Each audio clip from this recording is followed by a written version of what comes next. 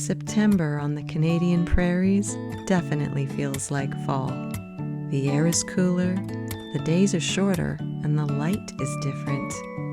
But in our gardens, during that tiny window before the leaves turn, it's the late summer color that rules the day. Bright yellows, rich red tones, and vivid oranges.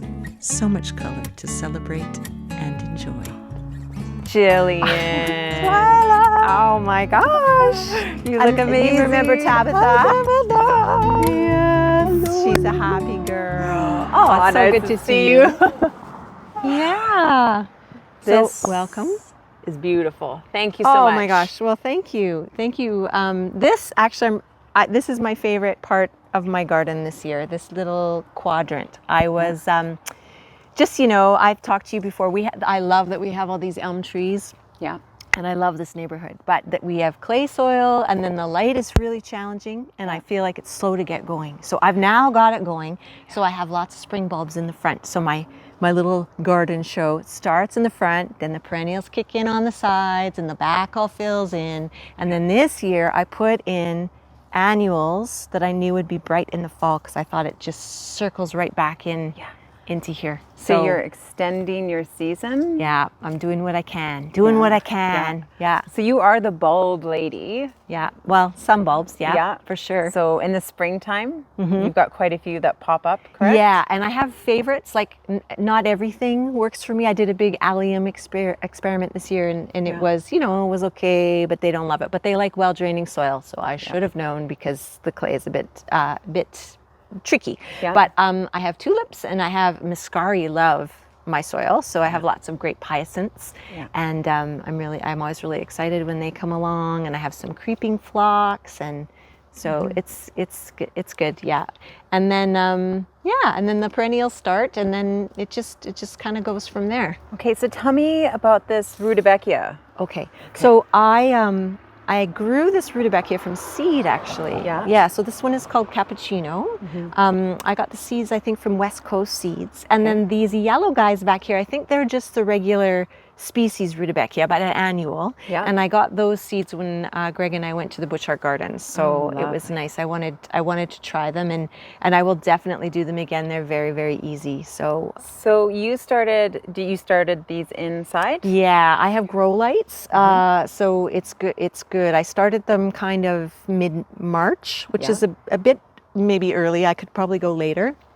But because I had strong grow lights, they didn't get too leggy. Yeah. They're looking fantastic. Thank you. I imagine even when these petals fall off, that little center area is going to be quite lovely, like a polka dot. Yeah. As well. I have to say, I haven't grown rudbeckia before, and I've always stayed away, I don't know why, from these very bold colors. Yeah. But what I have found this year, I have two thoughts on that. The first thought is, what I found this year is that these don't really fade. Yeah. They're kind of like paper.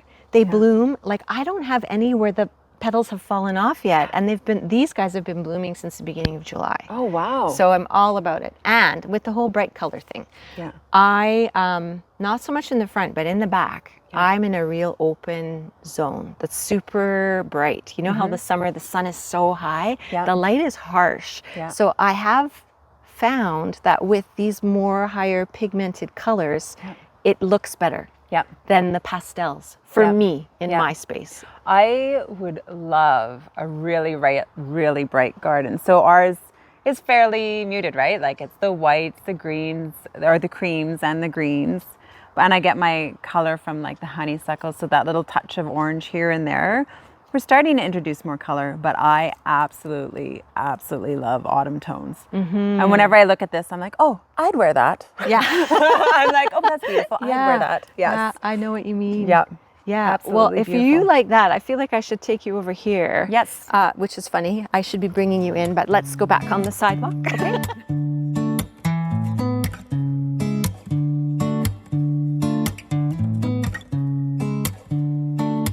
So this is what I was telling you about. I really love this orange flower.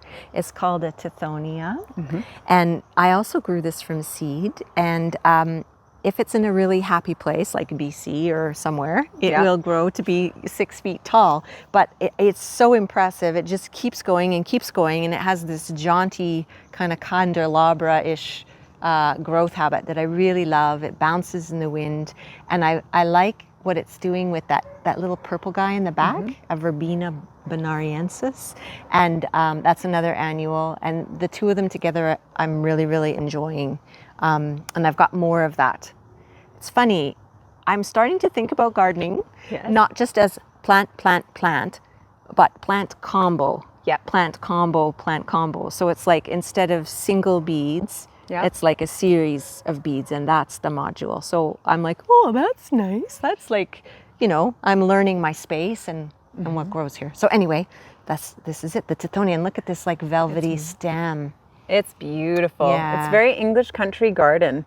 Like it's just got that lovely cottage feel to it for sure.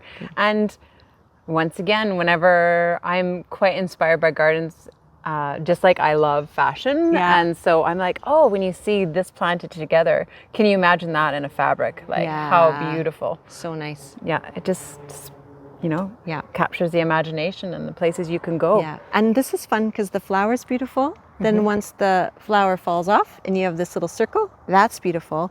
Seed head is a little funny, but look at this. If I choose to save seed, there's tons of it to be had. So that's great. I'm just gonna dump that right there right now. We'll see what happens. That's fantastic. One thing's for sure, amazing things come from tiny seeds. It almost makes a garden feel like a magical place, a place where we drape ourselves in the beauty of nature. See you next time on Twilla and Jillian.